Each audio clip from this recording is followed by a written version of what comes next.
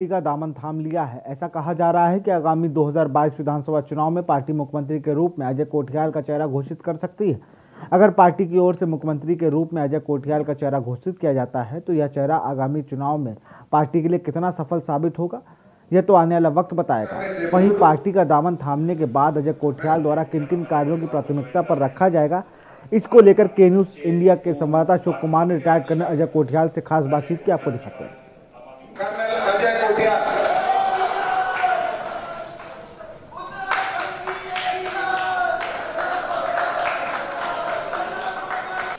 देखिए, हमारा ये मानना है कि कर्नल अजय कोठियाल के रूप में हमारे को एक बेहतर चेहरा मिला है, इसको हम निश्चित तौर पर स्वीकार करते हैं। लेकिन साथ ही साथ हमारा ये मानना है कि जो अल्टीमेट गोल है, जो हम चाहते हैं कि उत्तराखंड को वो उत्तराखंड बनाया जाए जिसके लिए कि उत्तराखंड अलग से एक राज्य बनाया गया था।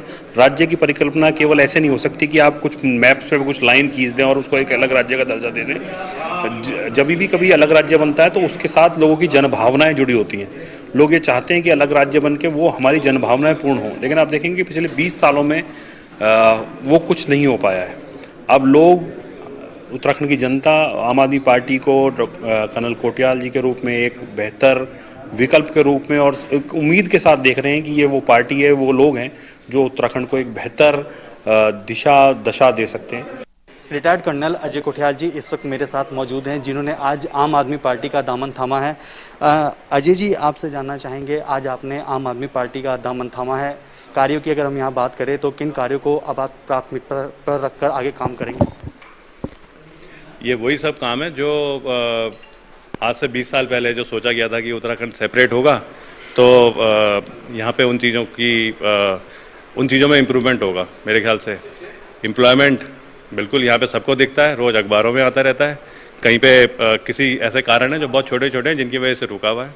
यहाँ पे पढ़ाई लिखाई के पुराने हब होते थे पहले, अब यहाँ पे पढ़ाई लिखाई के लिए हम ही सब लोग रो रहे हैं कि कैसे हमारे यहाँ वो सिस्टम फेल हो गए। जो हेल्थ सेक्टर है, हेल्थ सेक्टर पहाड़ में आज मतलब ख़त्म क्या है वो तो बिल्कुल दिखाई नहीं देता। ये है कि महिलाएं इतनी स्ट्रांग हैं कि वो फिर भी अपने को सस्टेन कर लेती हैं इन विपरीत परिस्थितियों में, लेकिन दूसरे तरीके से देखा जाए तो बिल्कुल ख़त्म हो रखा है। तो ऐसी ये छोटी चीज़ें हैं जिनको कि देखते हैं कि अगर ये सब पूरी हो जाए तो एक आदर्श राज्य की परिभाषा उसी को बोला जाता है। अपने संबोधन के दौरान आपने केजरीवाल मॉडल को लेकर यहाँ पर एक बात कही थी कि केजरीवाल मॉडल की आज हर कोई देश भर में बात कर रहा है, लेकिन कभी अरविंद केजरीवाल के बारे में नहीं जाना। आपसे जानना चाहेंगे कि आपने अरविंद केजरीवाल के बारे में क्या कुछ पढ़ा, क्या कुछ रीड किया जो आज आपने आम आदमी पार्टी को ज्वाइन किया?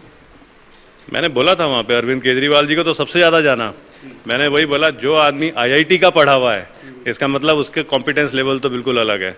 जिस आदमी ने समाज सेवा करी है मदर टेरेसा जैसे लोगों के साथ, तो इसका मतलब उसका तो एक समाज की तरफ सोच और जिसे बोलते हैं अपना कुर्बानी, वो एक टोटली अलग लेवल की है। जिसने कंपटीशन के बाद इंडियन रेवेन्यू सर्विस ज्वाइन करी, नौकरी करी वहाँ से कैसे हमारे जो गवर्नेंस के सिस्टम होते हैं वो समझे और उसके बाद आकर के उनको कामयाब मॉडल बनाया जिसे केजरीवाल मॉडल बोलते हैं। तो उस आदमी के बारे में तो हमने सारी जानकारी ले रखी है। मिशन उत्तराखंड नवनिर्माण की आज से शुरुआत हो चुकी है। इस मिशन को लेकर आपके खुद के क्या सुझाव होंगे? आपने और मैंने मिलकर के एक आदर्श उत्तराखंड बनाना है। खाली ये नहीं कि इंडियन आर्मी में जाते हैं सोल्जर, डॉक्टर भी उत्तराखंड से जाने चाहिए। यहाँ से जो हेल्थ सर्विसेज में जो लेडीज़ का जो रोल होता है वो उत्तराखंड का होना चाहिए। अगर यहाँ पे गंगा बहती है तो उस गंगा में डुबकी मारने सब लोगों को आना चाहिए, लेकिन साफ़ सुथरी हो और लोगों के चेहरे पे खुशी हो। ये सारे एक हम सबके मकसद होने चाहिए उत्तराखंड को नवनिर्माण के बाद उत्तराखंड देखने के। आप पार्टी का एक सिनेरियो रहा है, क्या स्वास्थ्य, बिजली, पानी को लेकर हमेशा इस सिनेरियो के साथ आप पार्टी आगे बढ़ी है। उत्तराखंड राज्य की अगर हम यहाँ पर बात करते हैं तो आज देश में बेरोजगारी के मामले में पहले पायदान पर है। उसको लेकर आम आदमी पार्टी की आगामी रणनीति क्या होंगी? जो आज पहले पायदान पर उत्तराखंड राज्य है उसको कैसे कम किया जाएगा? मैं कल एक अखबार पढ़ रहा था, फ्रंट पेज की न्यूज़ थी टाइम्स ऑफ इंडिया की, कि हमारे इतने जंगल जल रहे हैं। खाली उत्तराखंड के नहीं जल रहे, उसमें ये भी दिया था, उसमें दिया था मध्य प्रदेश में भी जल रहे हैं, एक दो जगह और जल रहे हैं। लेकिन उत्तराखंड में 19% जो नुकसान हो रहा है वो इसलिए हो रहा है क्योंकि 65% आज वहाँ पे जो फॉरेस्ट गार्ड होते हैं उनकी डेफिशिएंसी है। 65% अगर फॉरेस्ट गार्ड हो, उसकी तनख्वाह मान लो 100 रुपये है साल की, और हमारे जंगल जल रहे हैं 400 रुपये के। अगर हम 100 रुपये दे करके वो 65% पूरा कर दें तो हम ना 300 रुपये की बचत कर रहे हैं। ये कोई नए मुश्किल मॉडल नहीं है, यही रोज़गार के तरीके हैं। अगर वो रोज़गार हम पूरा कर देंगे तो हमारे यहाँ तो चीज़ें और अच्छी अपने आप ही पटरी पे चलनी शुरू हो जाएगी। तो ये थे रिटायर्ड कर्नल अजय कोठियाल जी, जिनका साफ तौर पर कहना है कि उत्तराखंड की भौगोलिक परिस्थितियों को पूरी तरह से मैं वाकिफ़ हूँ और अब 2022 विधानसभा चुनाव की बात करें तो पार्टी को अपने आप में एक बहुत बड़ी मजबूती मिली है। वीडियो जर्नलिस्ट लाइक अहमद के साथ मैं अशोक कुमार, के न्यूज़ इंडिया, देहरादून। यहाँ रुकते एक छोटे